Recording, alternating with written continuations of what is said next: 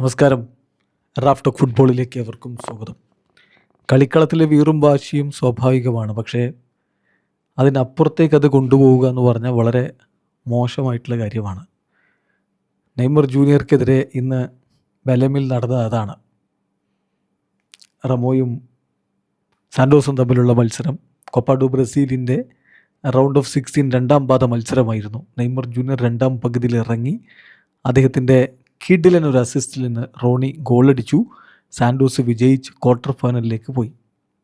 പക്ഷേ നെയ്മർക്കെതിരെ കളിയിലുടനീളം റമോ ആരാധകരുടെ ഭാഗത്ത് മോശമായിട്ടുള്ള പെരുമാറ്റമാണ് ഉണ്ടായത്. കളി കഴിഞ്ഞിട്ടത് അതിരുവിട്ടു. മിക്സഡ് സോണിൽ നെയ്മർ ജൂനിയർ നിൽക്കുന്നു. മറുഭാഗത്ത് നിന്നുകൊണ്ട് നടുവിരൽ ഉയർത്തി കാണിച്ചുകൊണ്ട് നെയ്മറെ തെറിവിളിക്കുന്ന ഒരു കൂട്ടം റമോ ആരാധകർ. നെയ്മറും അത്ര നല്ല രൂപത്തിലല്ല അപ്പുറത്ത് നിന്നിരുന്ന. അദ്ദേഹം ഇവരെ ശരിക്കും ടോൺ ചെയ്യുന്നുണ്ടായിരുന്നു.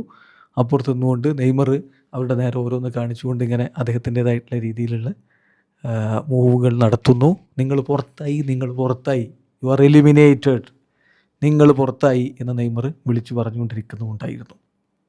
അവിടെയും തീർന്നില്ല. അതാണ് അതിൻ്റെ പ്രശ്നം. അത് കഴിഞ്ഞിട്ട് കളി കഴിഞ്ഞ നെയ്മർ ജൂനിയർ പോവാൻ വാഹനത്തിൽ കയറുന്നു.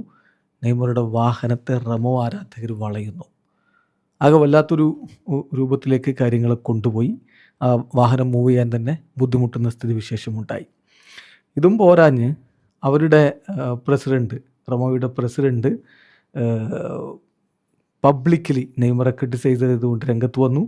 കൂടാതെ റഫറിങ് വളരെ മോശമായിരുന്നു, അതുകൊണ്ടാണ് തങ്ങൾ തോറ്റത് എന്ന ഒരു ആരോപണം കൂടി അവരുടെ പ്രസിഡൻറ്റ് പബ്ലിക്കലി നടത്തുകയും ചെയ്തു. ഇനി നെയ്മർ അവിടെ നിന്നില്ല.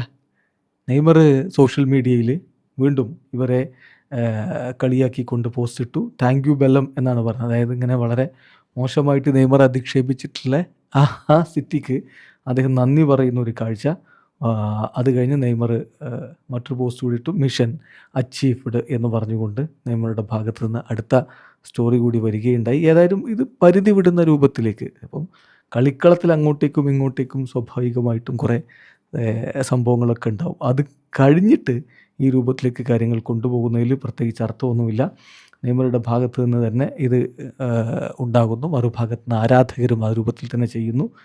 എന്തായാലും നെയ്മർ കഴിഞ്ഞ കുറേ നാളുകളായിട്ട് തനിക്കെതിരെ വരുന്ന വാർത്തകളിൽ അസ്വസ്ഥനാണ്.